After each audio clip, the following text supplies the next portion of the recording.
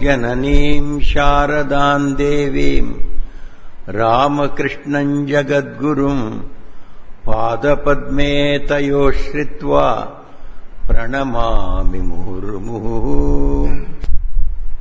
To think about Sarada Devi and to contemplate on her teachings is itself a great spiritual exercise.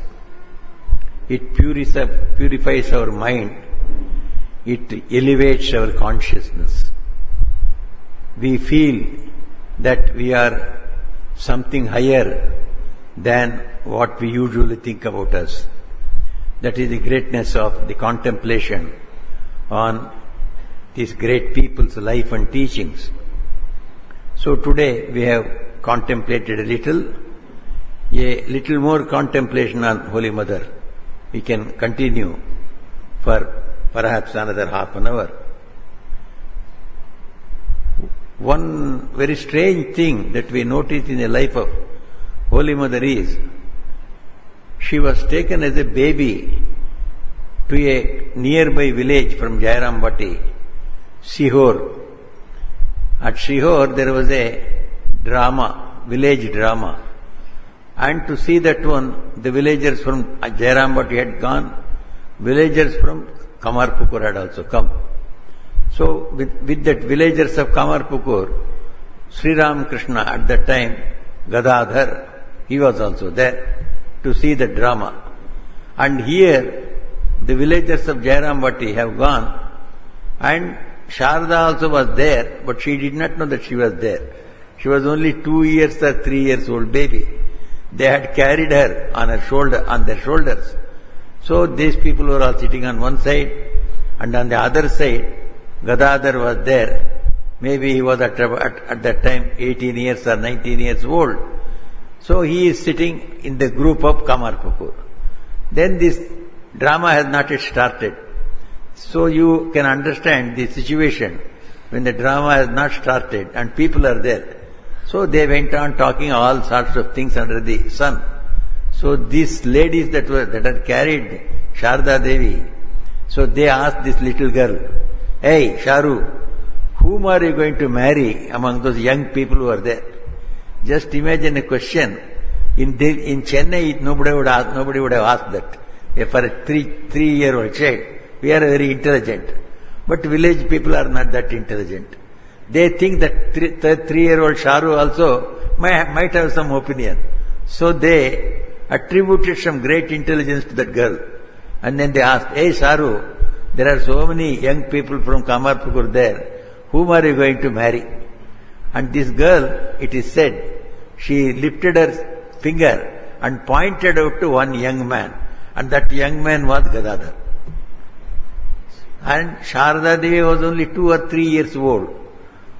And later on we hear in the life of Sri Ramakrishna, when he was 23-year-old, after another 2-3 years, then in his house people start searching for a bride for him. Then he says, "Why are you searching my bride here and there? Go and find it out." In Jairambati, there in Ramchandra Mukhyopadhyay's house, one girl is there, and she is the person who is going to be wedded to me.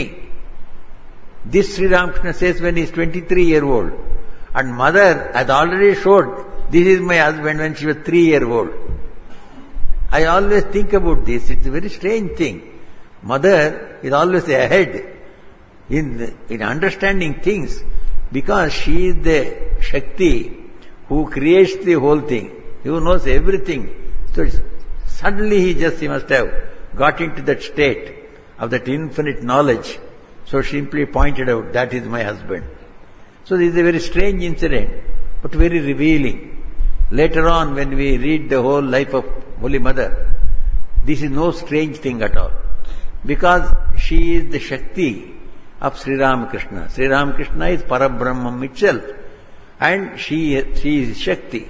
So naturally, the Shakti will know Shiva at 3rd year or even before that, or even after that. At any stage, Shakti knows who or Shiva is, and Shiva knows who Shakti is. Later on we come to know. But in our life, this is a very interesting strange incident pointing to her future as the great Shakti of Sri Ramakrishna. And the next stage when we see Holy Mother in a very strange circumstances, when she is at about 14 years old. She was married when she was 5 years old. And then she came to know that Sri Ramakrishna is her husband. And then she lived in his vicinity only when she was 14 years. In between, at 7th year, once she had gone to Kamarpukur. And Sri Ramakrishna was taking her from Jairambati to Kamarpukur. And on the way, Sri Ramakrishna got the doubt. This girl, she may say, if somebody asks her, when were you married? I was married when I was 7 years. Because at the 7th year, he is taking her. But she has been already married 2 years earlier. So he is telling her, look, if somebody asks you when you were married, don't say 7 years, tell 5 years. Sri Ramakrishna used to give her such simple instructions. Later on, when she is in Dakshineshwar also, about her Dakshineshwar days, Holy Mother says, you see, Sri Ramakrishna used to keep an eye on me always and would protect me in every way from any small bad influences upon me. He would always protect me. One day, Holy Mother says, Sri Ramakrishna came to me and said, you see, I was just moving about in Panchavati and so many villagers have come from the surrounding villages and some from perhaps Kamarpukur have also come.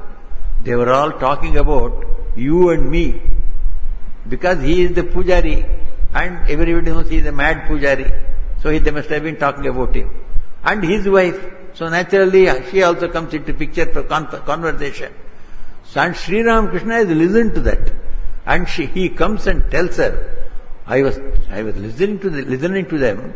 Those villagers, they do not know. They are telling, you see, here is a Paramahamsa. He does not take care of his wife at all. He does not live with his wife as a wife. See, they lived a divine life, we all know. But the villagers, they do not know. Husband and wife, they are not living together like ordinary husband and wife. So they are talking about, that is the topic of the subject. And Sri Ramakrishna hears it. And if anybody else has heard, they would not have bothered. But Sri Ramakrishna thought, suppose that conversation comes and falls on the ears of Holy Mother, she may be perturbed. Therefore he goes and tells, those villagers, they are talking like that. You don't go and listen to all that. You see how Sri Ramakrishna was careful about her. So this happens after another 4 years, or after 5-6 years, when she was about 20 years. At 14, when she was in Kamarpukur, that is an important stage in her life. She goes there, and that is the time when Sri Ramakrishna makes a decision to teach her all that is required for her life. 14 years, so she is intelligent enough to understand. So he taught her whatever he thought was necessary for her, and living a very, very intelligent and useful life here in this world, in this amidst the people of Kamarpukur and Jairambati. At the same time, how to develop herself individually as a spiritual person, both Abhyudaya and Nishreyasa. How she could live happily in this world and how she could make spiritual progress.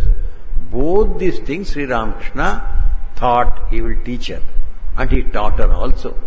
Because Holy Mother herself says, when I was in Kamarpukur, when I was 14 years, Sri Ramakrishna taught me everything. Right from how to trim a wick of the lamp. In those times they used to use the oil lamps, kerosene lamps. So to trim unless you trim the wick, it will not burn properly. So how to trim the wick of a lamp, from there to samadhi, he taught me everything. Just imagine trimming the wick and samadhi. We cannot even imagine. Yes, so many subjects are there in between. Sri Ramakrishna taught me everything. Mother says, Sri Ramakrishna taught me everything that was useful for me in living in the family and with the relatives, how to treat each relative in what way, One should be polite, one should be very delicate, one should be reserved also in certain cases. So all these things about human behavior, about the different duties of a girl who has come newly into the family, all this he taught, simultaneously taught me the spiritual practices ending in samadhi. And Sri Ramakrishna, when he teaches samadhi, mother must have realized samadhi, because he was the teacher. Without making understand his subject, he will not leave.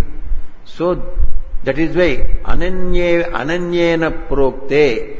So when this is taught by a person who has realized, he will always, the disciple will become enlightened. That is the Upanishad says, Ananya prokte gatiratra nasti aniyanhi atarkyam anupramanate. When the Brahmajnana is taught by ordinary people, so it is not understood. The disciple may not understand. But Ananya prokte, when a person who has realized God, when he just teaches you, then gatiratra nasti, gati means samshaya. There will be no doubt at all. That means one realizes Brahman. So when mother says, he taught me samadhi, she has realized samadhi when she was just 14 years. It's fantastic. A 14-year-old girl knowing the highest in samadhi, which Swami Vivekananda, a genius among the spiritual seekers, he realized it when he was with Sri Ramakrishna. That was somewhere in 1886. He was about 23-year-old. When what Swamiji, the master yogi, he comes to Sri Ramakrishna himself as a yogi. Sri Ramakrishna himself is astounded at the power of this yogi.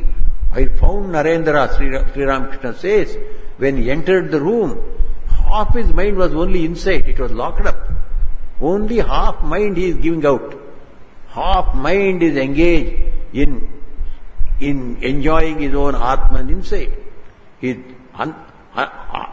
is dwelling within himself, enjoying his own Atman knowledge. So such a yogi, he takes 23 years. Mother has realized it in 14th year itself.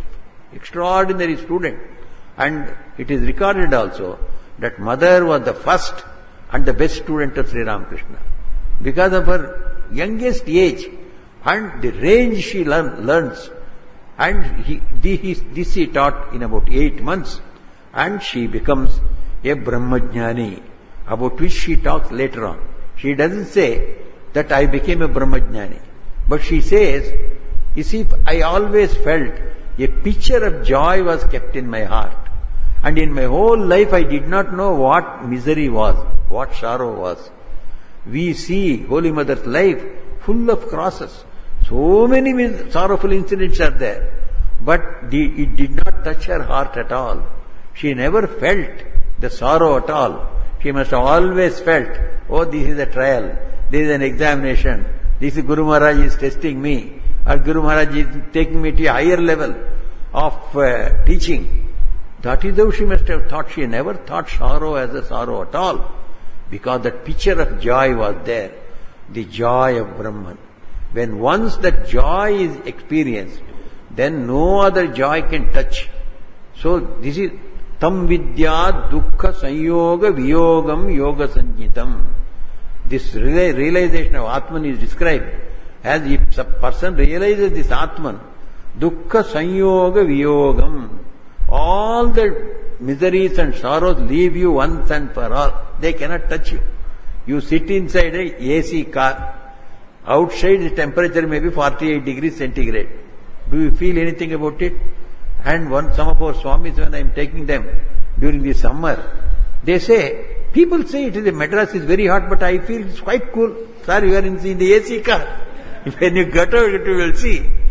So this is how we are in an AC car. When once we realize the Atman, so this AC car, let there be 48 degrees or 50 degrees, doesn't matter. Nothing will affect. Dukkha sanyoga viyogam yoga sanyitam. That was what Holy Mother realized when she had been taught the practices right up to Samadhi, and she realized Samadhi. And we all know, when at another 4 years later, she goes to to Jairam, to Dakshineshwar and meets Sri Ramakrishna. It is at her 18th year, 18 and a half years, she is worshipped as Shodashi. And then Sri Ramakrishna transfers all his spiritual powers also to her. Here spiritual knowledge he has transferred. Then all his spiritual powers also he transfers to her. And you read in that incident of Shodashi Puja, at the end of the puja, including the Japamala, all the powers, all the knowledge he had acquired, spiritual knowledge, and the whole thing he offers at the feet of this Shodashi and salutes her. And from that time, we see that mother, she is no more that Sarada, no more that 18-year-old maiden, but she becomes the Holy Mother. She is mother to the whole universe. So we see her living with Sri Ramakrishna. You heard her life, so full of simplicity, but at the same time, embodying all the spiritual qualities of Sri Ramakrishna. She could bless anybody and she could pray for anybody. By a word she can instruct anybody in spirituality. In fact, Sri Ramakrishna asked her to become the Guru. As soon as he left his body in Mahasamadhi, he appeared to her in Vrindavan and he instructed her. You instruct Yogananda, you initiate him into a mantra. Then she said, I don't even talk to Yogananda, so how can I initiate him? No, you initiate her. You keep Golatma with you or Yoginma with you, and then you initiate him. He makes her a guru. And then, of course, even before he passes away, very interesting incident is there in the life of Sri Ramakrishna. He was one day looking a little morose. Sri Ramakrishna and moroseness will never go together. Always he would be smiling. That smile of Sita was there on his lips. So, such a Sri Ramakrishna was looking morose. So, Holy Mother comes there to his room and then said, why are you morose? Have you got anything to say? Then he tells her, no, I was just thinking, should I do all the things and should you not do something also for me? I have been doing so much for this world, for the mission for which I have come. Will you not do something? Then she said, what can I do? I am an ordinary woman. No, you will do much more than what I do. That means he passes the mantle of carrying on his mission after his Mahasamadhi, and that mantle falls on Holy Mother. And when we see Holy Mother, how she carried on the responsibilities of Sri Ramakrishna as a Guru, as a guide, and as a Devata, as a Ishta Devata, for thousands and thousands of devotees, all that Sri Ramakrishna was doing for the resuscitation of the Sanatana Dharma, to make Sanatana Dharma vibrating, to make Sanatana Dharma modern, so that we can live, and then we can also say that we will achieve moksha, even living in Chennai, living in Dakshineshwar, or living in Calcutta, we will also attain moksha. We should be able to say, because the path for moksha has been made suitable for this age. Even being in this age, doing our duties in this age, living in the society of today, we can be spiritual and we can achieve the highest goal of life, moksha. And Holy Mother could do that. What Sri Ramakrishna was doing, Holy Mother did the same, continued the work of spiritual ministration, advising, guiding hundreds and hundreds of devotees, men, women, from India and outside India, for 34 years, from 1886 to 1920. Sri Ramakrishna did this ministration from 1880 to 86, at the maximum 6 years. And here she does it almost 6 times. That is why Sri Ramakrishna said, what have I done? You will do much more. And it was literally true. And this Holy Mother used to lay stress on the power of the name of God. Take the name of God and do japa, thinking that it is the name of Parabrahman. And more you think, they repeat that name, more it becomes integrated with our own life. We ourselves become like God. So we become more and more divine by repeating the name. Mother always used to say, those that repeat the name of God, they progress in spirituality and they rise higher and higher. Once an incident is there in her life, her one disciple was there. She had been initiated for some years. And that day she came, and mother used to consider that she is a very advanced soul, advanced in spirituality. And then Radhu, etc. were there nearby. Then mother told Radhu, here is this devotee has come, this lady, you salute her. Then that lady says, no, she should not salute me. Why? See, I am a kayastha, I am a kshatriya. Radhu is a Brahmin, so she should not salute me. That is not good. Then immediately mother got annoyed. Mother told her, you have been initiated here by me and you have been doing sadhana for so many years, still you have remained as kayastha. That means when you repeat the name of God, you go on progressing higher and higher. In spirituality, when you go higher, you will no more remain a kayastha, or a kshatriya, or a brahmana. You go beyond all. You become divine. A divine person has no caste. Sri Ramakrishna used to say, the bhakti removes all the caste distinctions. No caste for a bhakta. The bhakta's caste is only God. Bhakta's caste is only bhakti. All bhaktas are one. So Sri Ramakrishna advised this one later on to the Brahmos. The Brahmo devotees went and asked him, Sir, how to eradicate this caste distinction? We could have asked that question today also. Today also we are asking. Nobody is there to answer this question.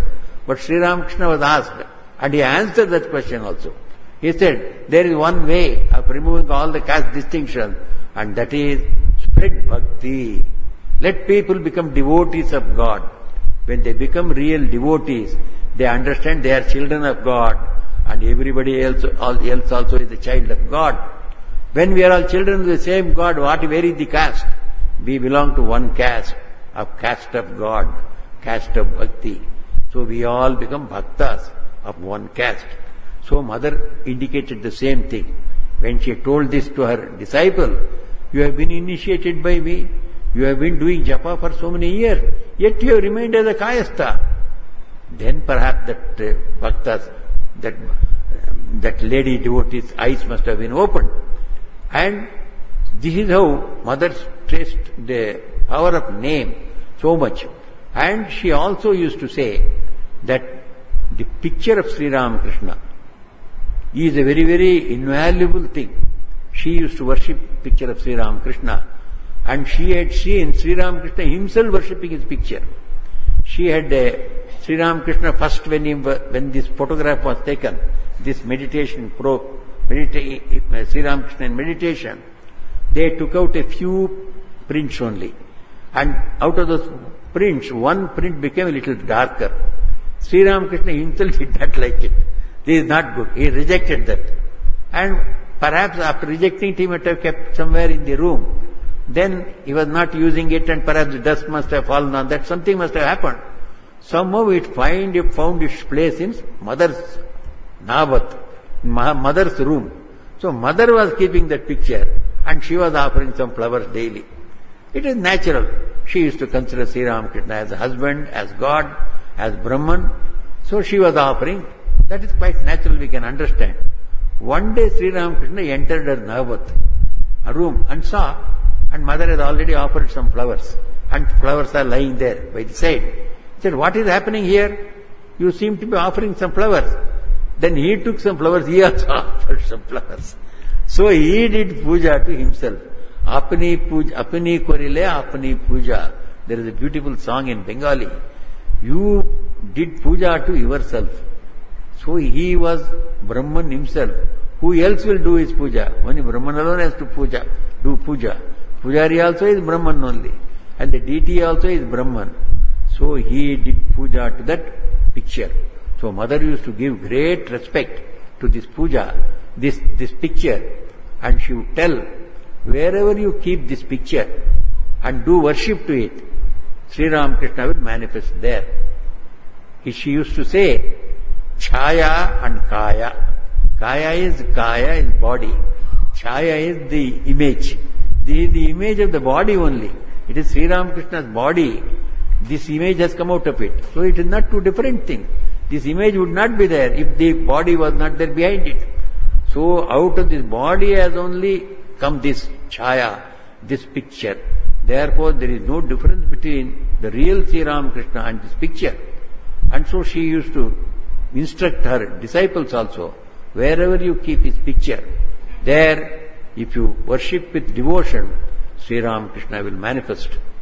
We were invited sometime in Trichy by a group of our ex-students of our students' home.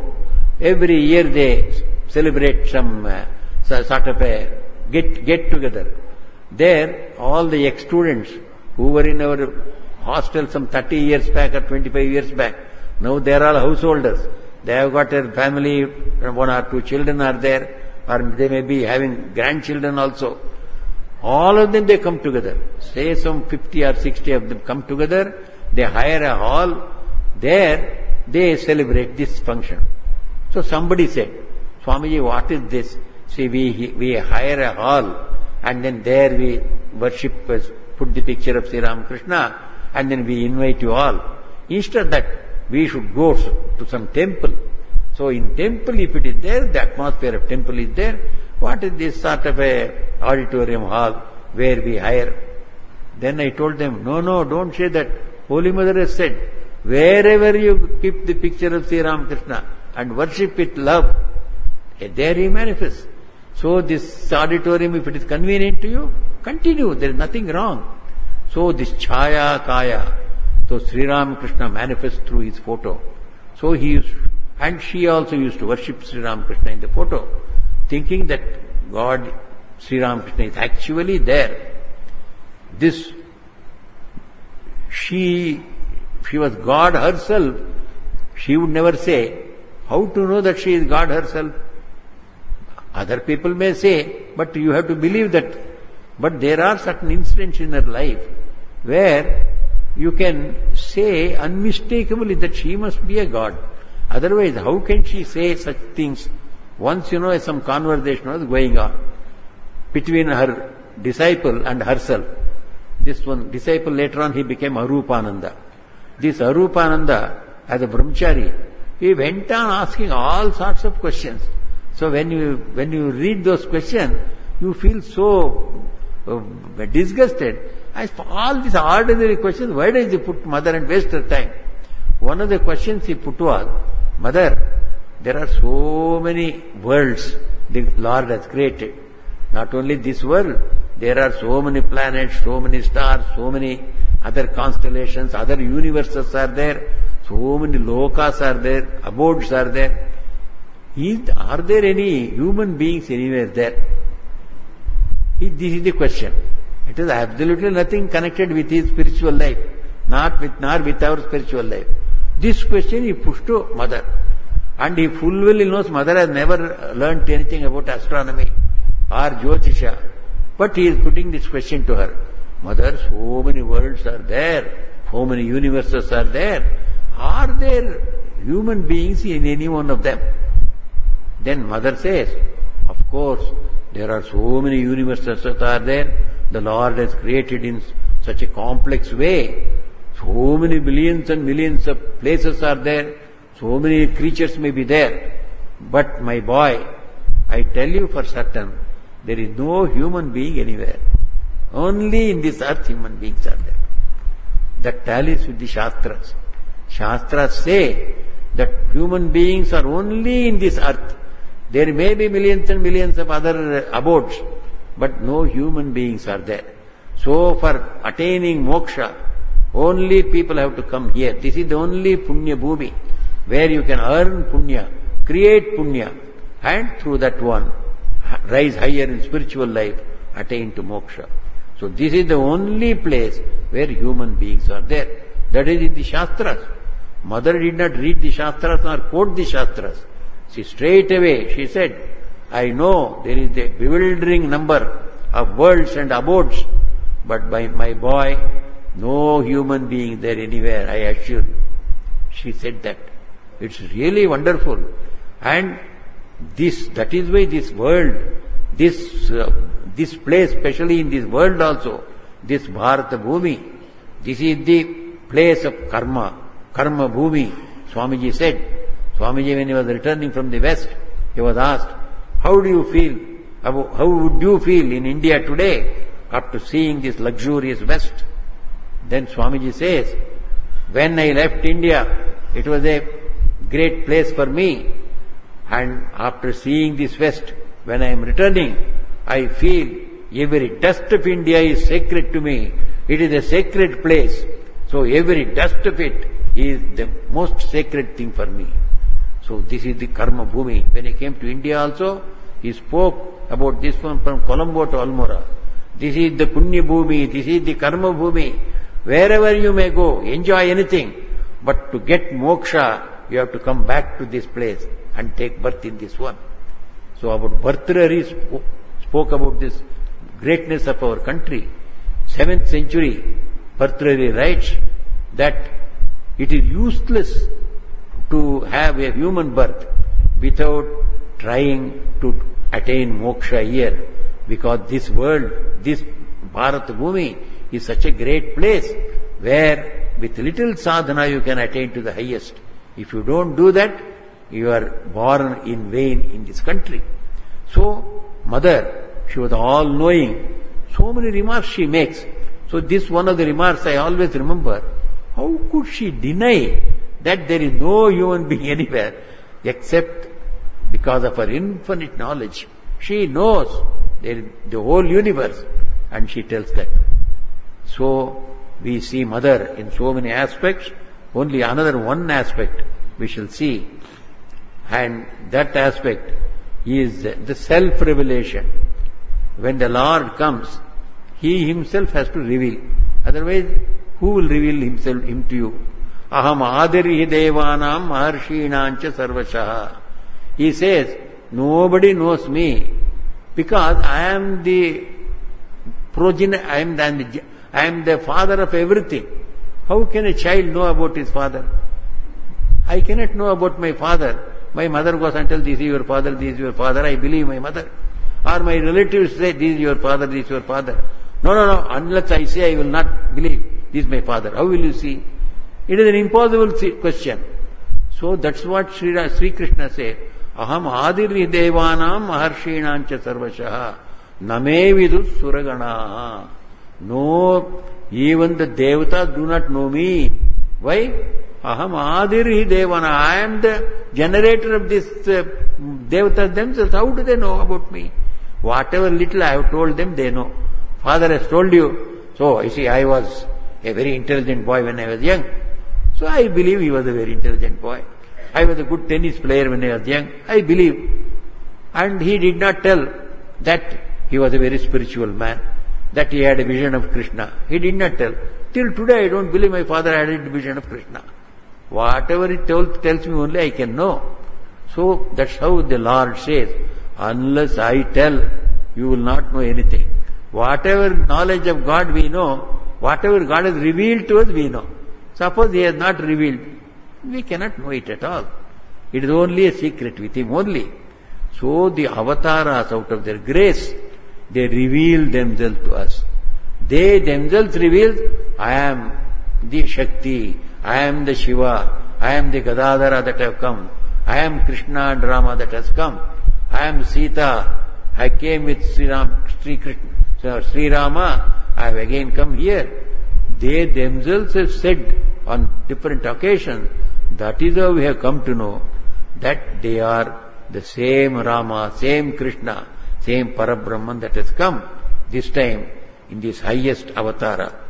So, Mother has revealed herself to us, not by telling that I came with Ramchandra, I came with Krishna. That was too much for her. She would never reveal herself. But then she goes to the Koyalpara Jagadamba Ashrama.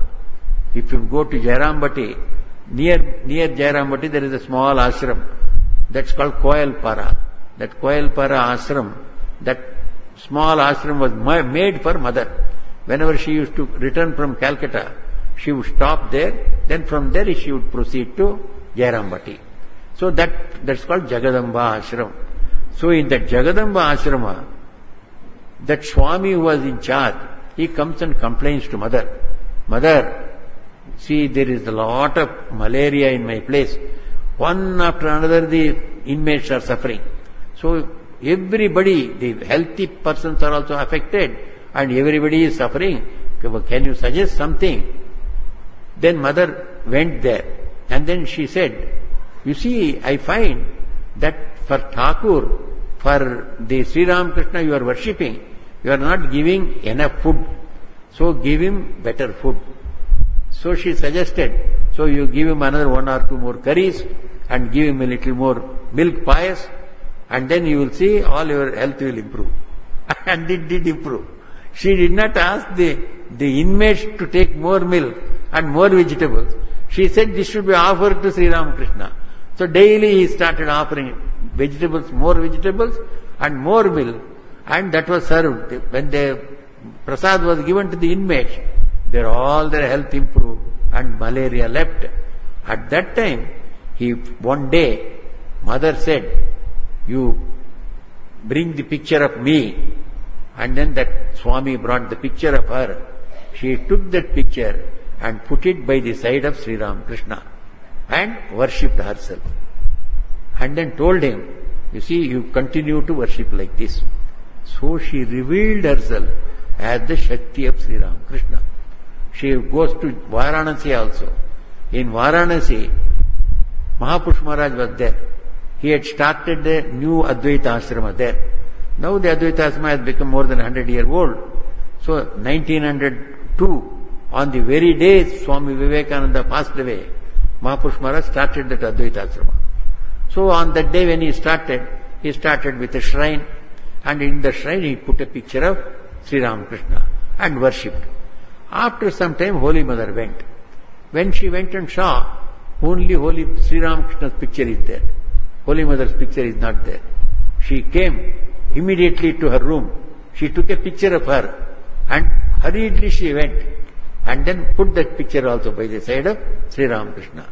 And then offered some flowers and instructed Shivanandaji, Tarak, you continue to worship this too, revealing themselves.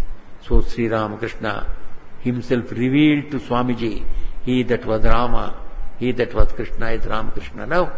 That is how we know that is the same Lord who came and just uplifted the Sanatana Dharma as Rama and as Krishna has come now. And Mother also reveals herself as I am the same Shakti of Rama, Shakti of Krishna. Come here again with you, I am here. They reveal themselves. This is how the Avatara Purushas, they have got so much consideration. They consider it for human beings. They know that we are ignorant and they have all sympathy for it. They will do their best to remove our ignorance. And how do they remove our ignorance? Coming to us in our own form. They come in the form of human beings so that we can go and associate ourselves in some way or other. So many children used to go to mother and they would consider mother is a loving person. She gives them prasad. So that is their relationship with mother. But they get all the blessings from mother. So many intelligent people like Sharadananda Swami, they also went to mother. So they got the higher instructions. They became greater Mahapurushas by associating themselves with mother. So human beings can go in whatever way they are, without much change in themselves, without austerities, we can come into contact with great people. That is how Ramanuja says, the Lord Krishna came into this world. Why did he come? He said, unless I go, how can ordinary people with their ordinary eyes see God? Unless God takes the human form, you cannot see God in his divine form as Vishnu or Padmanabha or Shiva or Devi. They are sitting in their own loka. Our eyes cannot see it. But ordinary people like us, if Krishna were there, so we would have seen And they also saw those Gopikas, those Gopala Balas. They saw with these ordinary eyes the Lord Himself, and they were all blessed. Sri Ramakrishna Himself says, you see, those that have seen an avatara, they have seen God Himself. So to whoever has seen Sri Ramakrishna, and we are seeing Sri Ramakrishna through this chaya, so this picture, this is also Sri Ramakrishna only. So we are able to see with our eyes. Suppose this picture was not there, how could we see? And this picture is there because Sri Ramakrishna came as a human being. When Sri Ramakrishna had not come as a human being, could he have seen this picture? So to bless us all in the very state where we are, so that we can see this blessed form of Brahman and get purified, get interested in spiritual life. When once the interest comes in, they have all the ways open for us. They will take us through Bhakti Yoga, they will take you through Japa Yoga, they take you through Sharanagati Yoga. Simply you surrender yourself. Oh Lord, you are the only refuge for me. That is enough. Sakrideva prapannaya tavasmi tichayachate abhayam sarvabhutebhyo dadami etadvartam mama. Once only if somebody says, oh Lord, I have taken refuge under you, that is enough. You don't have to say for the second time. Sincerely if you tell Sri Ramakrishna, I have no way of attaining moksha, I have no way of becoming spiritual, I have no way of overcoming these turmoils of this samsara, so I take refuge under you. Sakriteva. Only once if he say, he takes the responsibility. Tavasmi tichayachate abhayam sarvabhutebhyo dadami. For every being, whether he is a sinner or a saint, whether he has done any sadhana or not, whether he is a man or a woman, whether he is young or old, whether he belongs to this country or elsewhere, doesn't matter. I give him abhaya. That means fearlessness. I will take you across this samsara, don't worry. So this is the promise of the Lord. So the Lord comes in the form of a human being, and Sri Sarada Devi has come.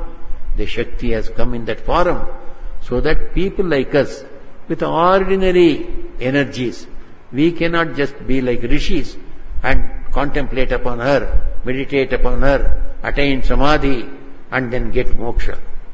It is enough if we see this picture.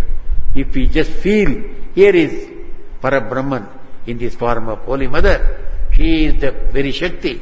I take refuge under her. Mother, please save me. I do not know anything other than that you are the mother. Mama bole dake.